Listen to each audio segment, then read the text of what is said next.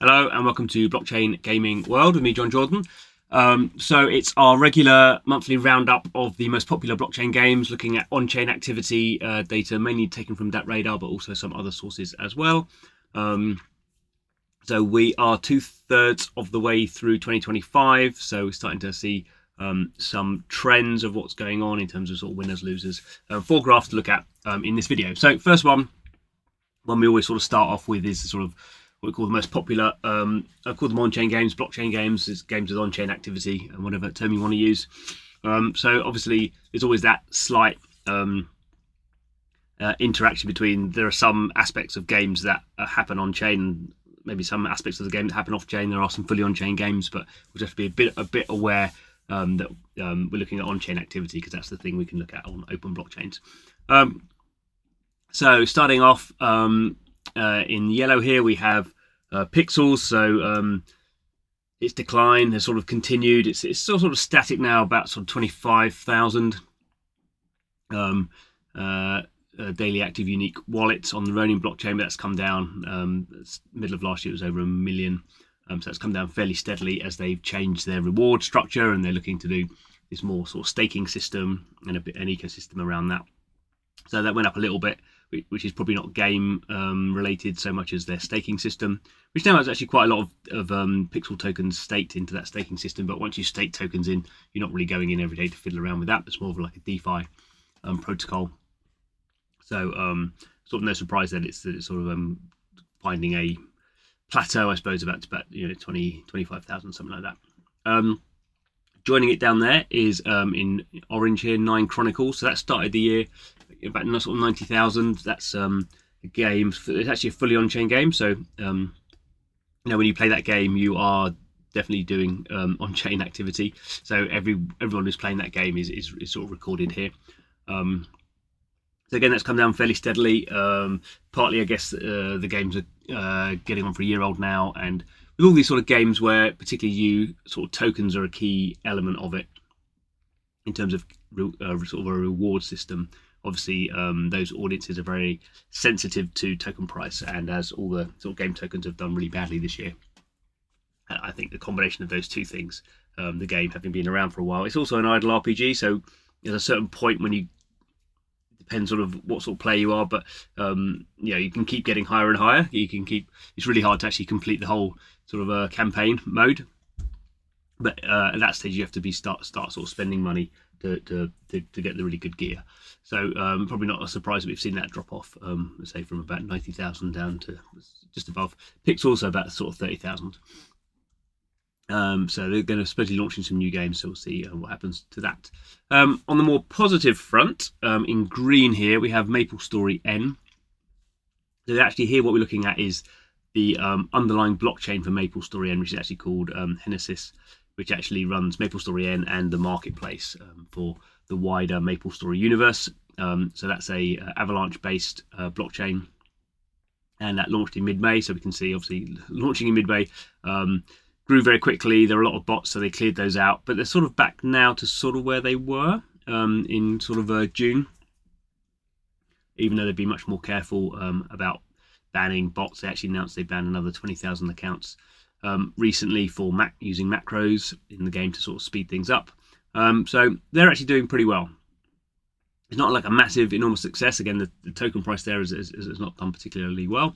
But it seems to be, a sort of a solid build, and we're seeing sort of these weekly sort of peaks. I guess there's a reward structure going on there, so just sort of steady, sort of growth.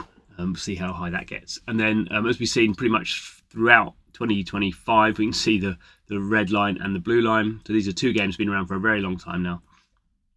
Axie Infinity is very, very steady. It's come down a little bit, but still over 100,000 daily active unique wallets.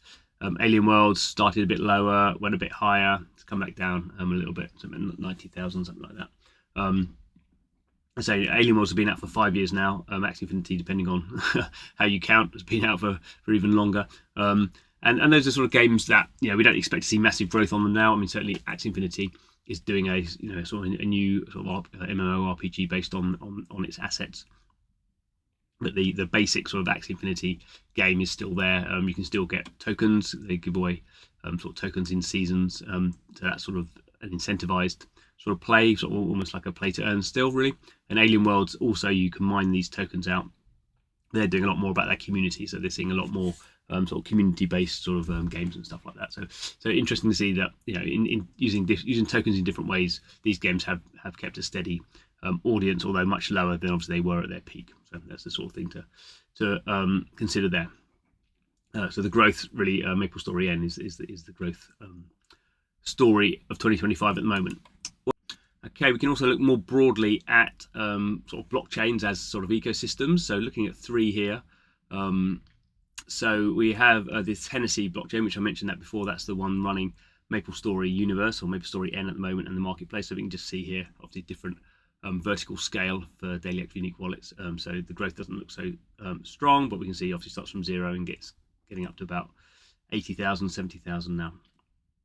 In contrast, we see Immutable, a very odd sort of line, really. You can see in red here, it sort of goes up and down every day into sort of July, and then sort of drops right back down.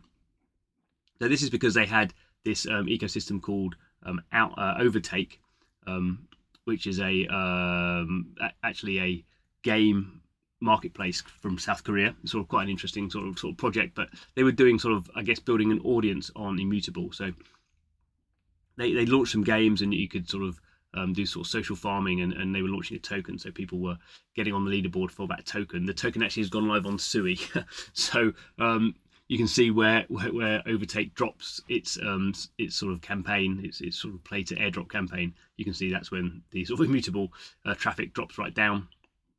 It's dropped right down further. We can look at some of the games on Immutable and sort of get an idea of why that's happening. But at the moment, Immutable is really low. Needs to hit soon. I guess we'll see. There's a couple of trading card games coming out on it now, which may do well. But yeah, it's come down a lot. So yeah, in the sort of 20, 30,000 daily active unique wallets on that. So there's a thing with Immutable. It's always had tons of games, but none of them have been games that have really stuck an audience. So contrast, I suppose, to something like Ronin, which has much fewer games. And not all the games on Ronin have been a success by any means, but as we can see here, it was doing about 250,000 daily active unique wallets. So obviously half of that we can see is Axie Infinity. Various other games we'll look at had a big peak into July because Lumiterra did another test. So we'll look at that project. That's a sort of pixel MMORPG that's coming out. Taking a long time over their development, but I suppose that's fine. So it did a big test. So we can see that boosted Ronin up to getting on to sort of 900,000 at its peak.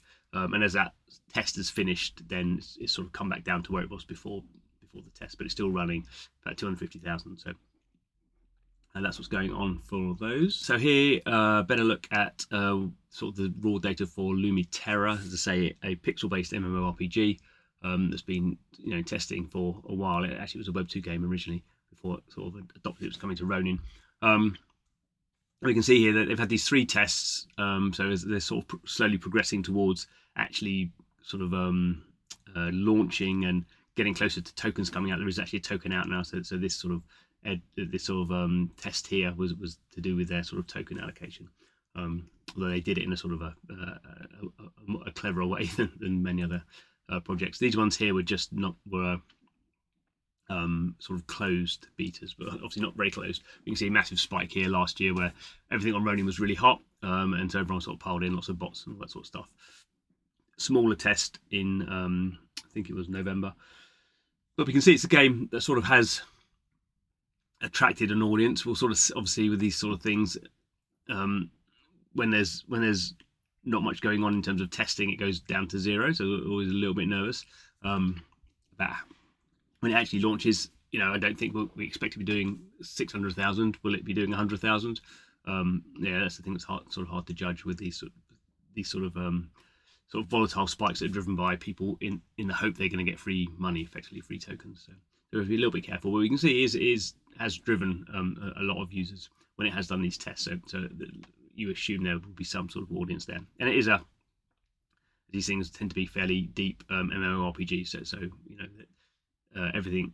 There's a lot of crafting and those sort of deep sort of gameplay elements in there that you'd expect from an MMORPG. So we'll just have to see how that one plays out.